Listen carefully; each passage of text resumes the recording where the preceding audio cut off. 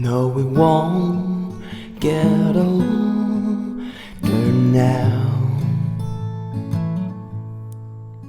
We'll just be younger in our dreams.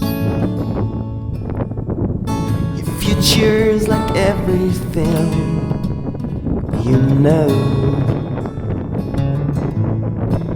It keeps flowing and like a stream. So land you pretenders, choke on your dust, for you're the light and the last.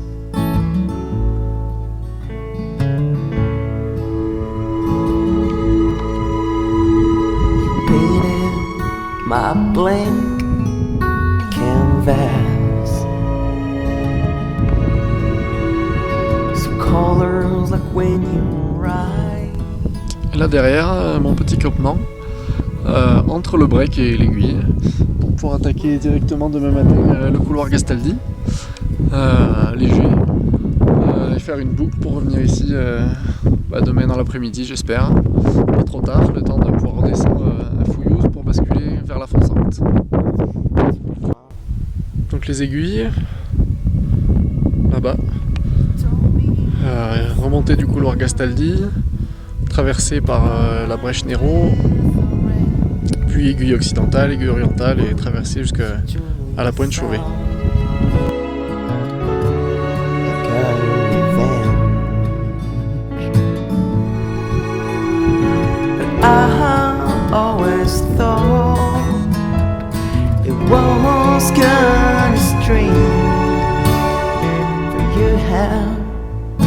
Sweetest of the rages.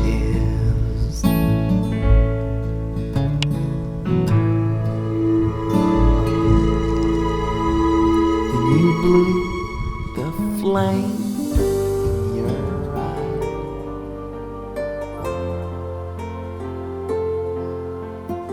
Le couloir Gastaldi est vraiment la partie la plus pénible de l'ascension.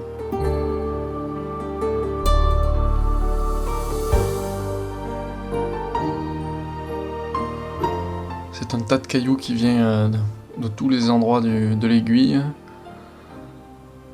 des falaises à côté, du sommet, des parois du couloir.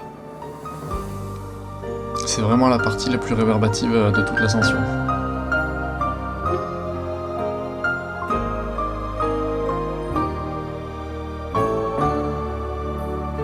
La vire à prendre est facilement repérable à la tache violette.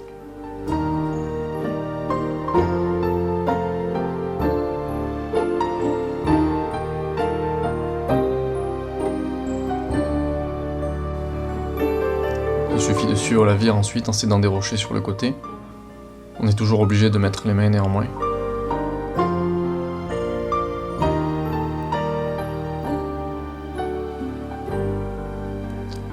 On arrive ensuite avec plaisir à la brèche Nero. Là, le rocher devient nettement meilleur. Donc on peut admirer de l'autre côté, sur le versant nord, les lacs du Marinet, ce qui reste du glacier du Marinet, et le magnifique glacier rocheux, qu'on verra tout au long sur toutes les arêtes. Déjà, à la brèche Nero, il y a un panorama magnifique. Ensuite, on suit grosso modo le fil de l'arête, plutôt versant nord au départ, pour se protéger d'une chute versant sud qui serait beaucoup plus vertigineuse. Tout ça est assez bien carné, assez pratiqué, apparemment il y a des traces qu'on remarque assez bien.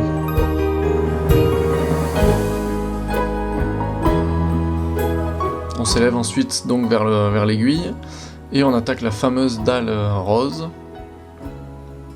Donc un pas en 4B, 4C. Donc rien de très compliqué, si ce n'est que forcément c'est un peu engagé dans ce type de terrain. Mais le rocher est très très bon. Il y a des tas de petites prises crochetantes sur la partie droite. Et c'est un style d'escalade qui rappelle un peu un style à l'ancienne. Là encore, on a une vue assez vertigineuse, aussi bien sur le lac des 9 couleurs que sur le versant nord.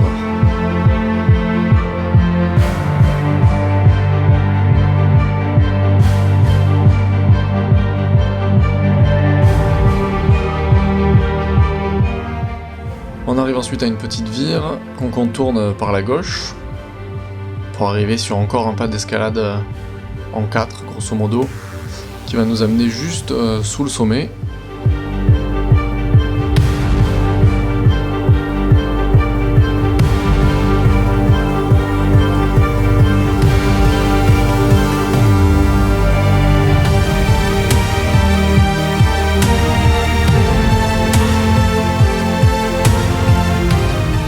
Sommet, la vue est magnifique. On voit très bien le break évidemment, la fonçante. Le Viso s'il n'est pas dans les nuages. Et les fabuleuses formations géologiques de la face nord. Là le rocher est vraiment très très bon, très adhérent et très compact, contrairement à tout ce qu'on a connu en dessous, donc c'est vraiment un plaisir.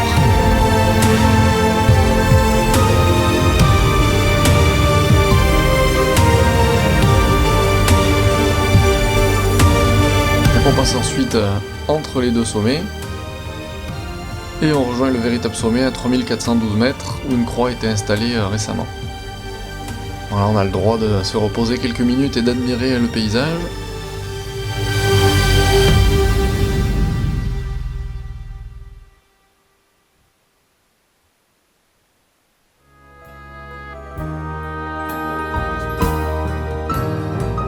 Les différents lacs. Le break, on voit bien le couloir nord et le couloir Bujon. Et tous les côtés finalement de l'Ubaye, puisqu'on est sur le point culminant du 04, des Alpes d'Haute-Provence, et qu'on voit pratiquement tous les sommets environnants s'il n'y a pas de brume.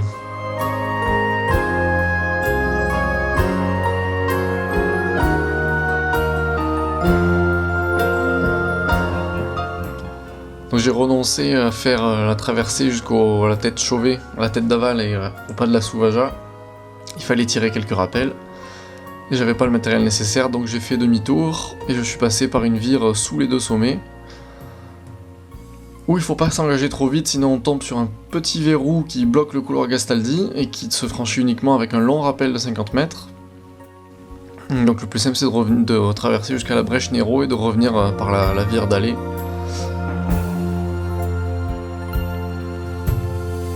La descente dans le couloir est bien plus ludique au retour qu'à la montée, puisqu'on peut profiter des cailloux et des marnes pour glisser.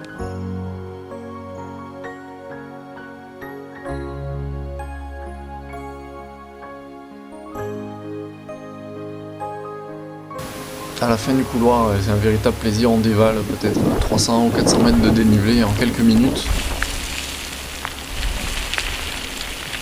C'est vraiment agréable.